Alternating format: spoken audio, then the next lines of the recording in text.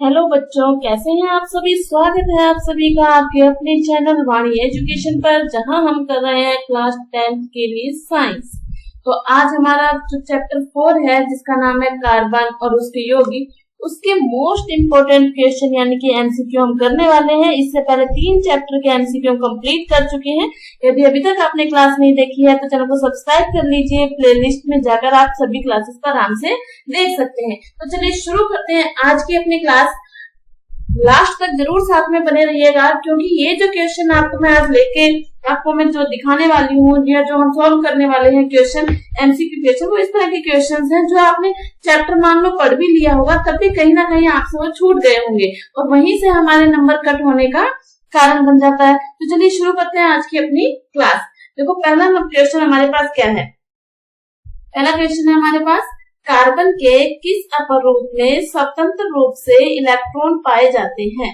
Carbon के किस अपरूप में स्वतंत्र रूप से इलेक्ट्रॉन पाए जाते हैं। ठीक है, तो देखो हमें पता है कि कार्बन के 3 अपरूप होते हैं, हीरा, ग्रेफाइट, फुलरिन, है ना। 3 अपरूप होते हैं, हीरा, ग्रेफाइट और फुलरिन। तो हीरा के अंदर तो ये चारों ओर से 4 बंधों से बंधा होता है, इसमें कोई स्वतंत्र इलेक्ट्रॉन नहीं होता है।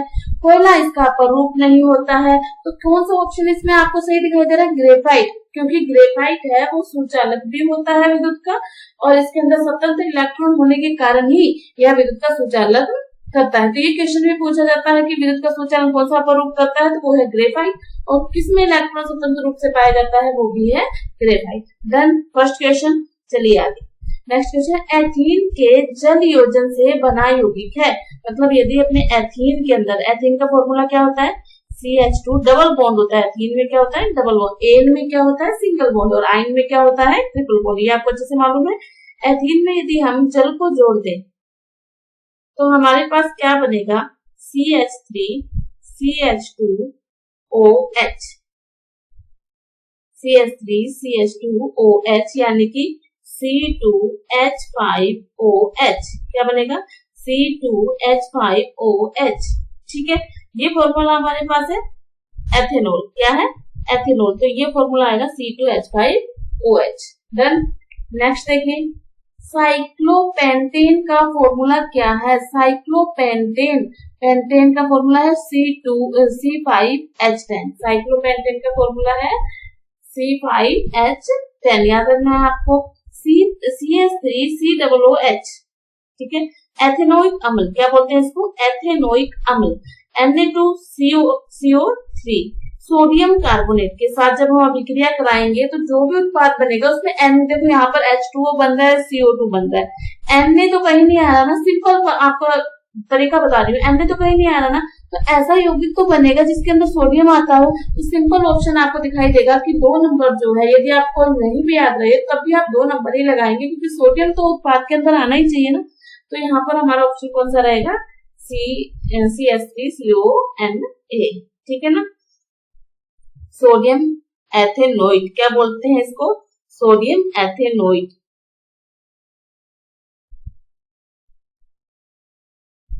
डन, चलिए आगे। चलिए नेक्स्ट क्वेश्चन देखते हैं, लेकिन उससे पहले क्लास को लाइक कर दीजिए, शेयर कर दीजिए, बेल आइकन प्रेस कर लीजिए, ताकि आने वाली क्लास का नोटिफिकेशन भी आपको मिलता रहे। और हाँ, आप अपना नाम और जगह का नाम कमेंट बॉक्स में लिखना मत भूलिएगा, ताकि मुझे भी पता लगे कि आप कहाँ से जुड़कर अपनी तैयारी को मजबूत बना रहे हैं। ठीक है, नेक्स्ट देखिए, CH3COOH, CH3CH2OH। ठीक है, यहाँ पर क्या बनेगा? एक ही जगह क्या आएगा? साथ में हमारे पास जल। तो देखो OH और एक ये H निकाल दो, है ना, तो H2O तो बन गया। बाकी सारा जोड़ के जहां जो उत्पाद बन रहा है ना, वो उसको बनाओ। तो हमारे पास कौन सा नंबर उत्पाद बनेगा? ये वाला CH3COO, जो एक डबल बॉन्ड के साथ, एक सिंगल बॉन्ड के साथ। CH3 ये रहा और CH2 ये रहा।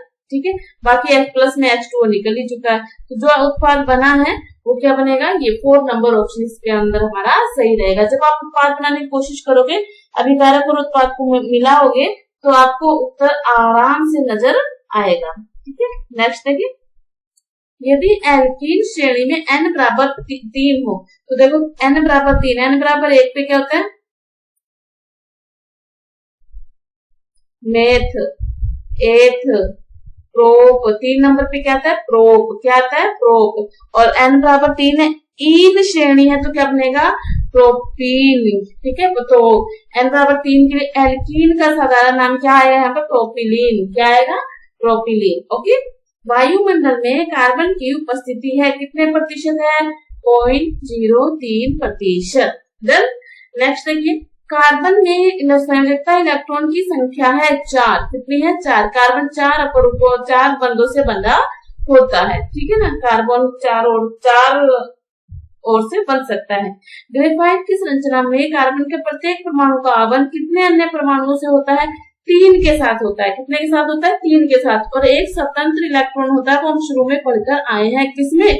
ग्रेफाइट में ही एक स्वतंत्र इलेक्ट्रॉन पाया जाता है। 3 के साथ ये बंधा होता है और एक स्वतंत्र इलेक्ट्रॉन पाया जाता है। देन अब तक का ज्ञात सर्वाधिक कठोर पदार्थ कौन सा है? हीरा, क्योंकि 4 बंधों से कठोर रूप से बंधा होता है। कार्बन का अपर रूप है हीरा और 4 बंधों से बंधा होता है। कार्बन यौगिकों में कार्बन किस तरह से व्यवस्थित रहते हैं? कार्बन लंबी श्रृंखला के रूप में भी व्यवस्थित रहते हैं, कार्बन विभिन्न श्रृंखलाओं के रूप में भी व्यवस्थित रहते हैं, कार्बन वलय के रूप में भी व्यवस्थित रहते हैं। यानी कि उपरोक्त सभी ये तीनों प्रकार की संरचनाएं हमें देखने को मिलती है कार्बन के अंदर। देन नेक्स्ट, खाना बनाते समय यदि बर्तन की तली बाहर से काली हो रही है, इसका मतलब है कि ईंधन पूरी तरह से नहीं जल रहा है। क्या मतलब है इसका? ईंधन पूरी तरह से नहीं जल रहा है, उसमें कार्बन निकल रहा है। कार्बन तभी निकलता है जब ईंधन का पूर्ण दहन नहीं होता है। ठीक है।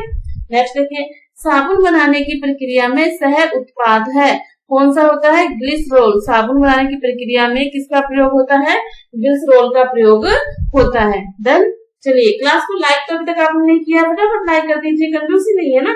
इतने अच्छे क्वेश्चन मैं आपके लिए लेकर आई हूँ और इसी तरह अगर आप मेरे साथ बने रहेंगे, देखो अगस्त चल रहा है और हमने अपना सिलेबस कंप्लीट करके मैथ का उसका रिवीजन शुरू कर दिया है, साइंस का रिवीजन शुरू कर दिया। आपको जितने भी मॉडल पेपर चाहिए वो आपको यहाँ पर मिलेंगे। आपको जिस भी क्वेश्चन में सॉल्यूशन चाहिए वो आपको मिलेगा। आपको कोई चैप्टर, कोई सॉल्यूशन, कोई क्वेश्चन नहीं समझ में आ रहा है तो आप मुझे कमेंट बॉक्स में लिख के बता सकते हैं, मैं उसके लिए आपकी क्लास लेकर आऊंगी।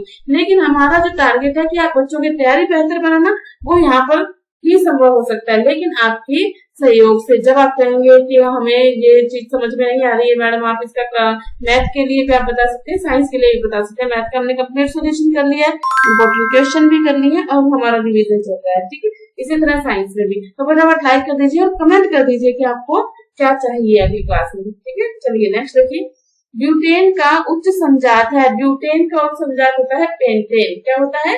पेंटेन। मतलब एक ही श्रेणी के होते हैं। अपमार्जक सामान्यतः होते हैं RSO4Na, ये अपमार्जक का सूत्र है। ठीक है, सुमेलित कीजिए, एल्कोहल। एल्कोहल क्या होता है? एल्कोहल को हम OH से दर्शाते हैं और एल्डिहाइड को हम ये इससे दर्शाते हैं, कीटोन को हम ये फॉर्मूले से दर्शाते हैं, कार्बोक्सिलिक अम्ल ये होता है। यानी कौन सा ऑप्शन सही जा रहा है इसमें? ऑप्शन नंबर 2 सही जा रहा है। ठीक है, ये फॉर्मूले आपको याद रखनी है। नेक्स्ट, निम्न में से मिश्र धातु यानी मिश्र धातु कौन सी है? देखो, पीतल भी मिश्र धातु है, कांसा भी मिश्र धातु है और सोल्डर भी मिश्र धातु है। तो उपरोक्त सभी ये तीनों ही क्या है? मिश्र धातु है। खाद्य पदार्थों में डिब्बों पर जिंक की बजाय टिन का लेप, ये हमने पिछले चैप्टर में भी पढ़ा था कि टिन का लेप क्यों होता है? क्योंकि टिन जो जिंक है वो ज्यादा क्रियाशील है। जिंक क्या होती है? टिन की अपेक्षा ज्यादा क्रियाशील होती है और जिंक में यदि हम कोई पदार्थ रख देते हैं तो क्रिया करके खराब हो जाता है। इसीलिए हमें किसमें रखना चाहिए? टिन में रखना चाहिए। ठीक है, एल्काइनों का सामान्य सूत्र है एल्काइन।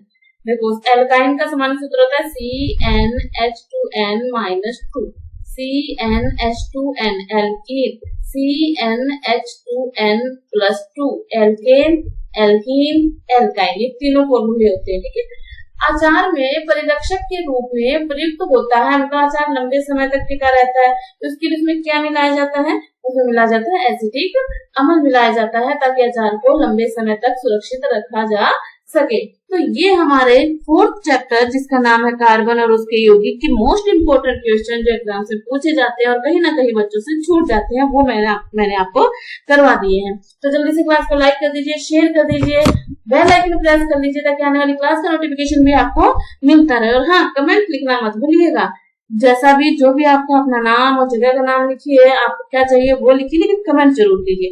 तो मिलते हैं नेक्स्ट चैप्टर में, तब तक पढ़ते रहिए, खुश रहिए, धन्यवाद।